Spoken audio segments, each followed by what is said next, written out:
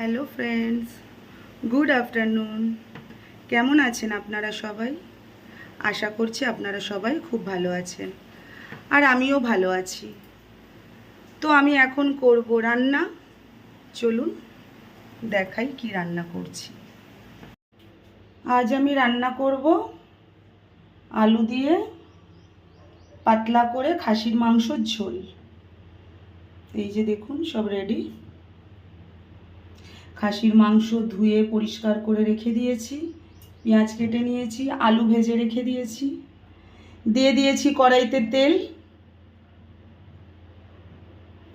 আজ খাসির মাংস আলু দিয়ে পাতলা ঝোল করব। দেখুন, মশলা দিয়ে আমি দিয়ে দিয়েছি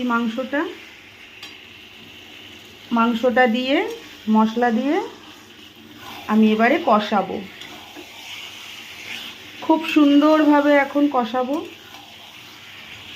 কষানো হয়ে গেলে আমি জল দিয়ে দেব। দেখুন, মশলা দিয়ে মাংসটা আমার খুব সুন্দরভাবে কষানো হয়ে গেছে। এবার আমি দিয়ে দেব ভেজে রাখা আলু।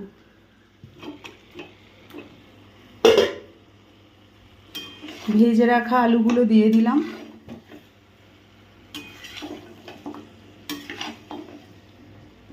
তারপরে আমি দিয়ে দেব কিছুটা গরম মশলা।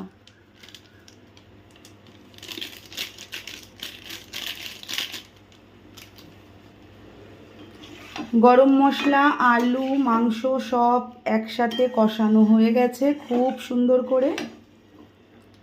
এবার আমি এখানে করে রেখেছি গরম জল। আমি মাংসের মধ্যে দিয়ে দেব গরম জল। দেখুন, গরম জল দিয়ে আমি বসিয়ে দিয়েছি প্রেসারে মাংসটা। 4-5টা হুইসেলের পর আমি ফিরে আসছি।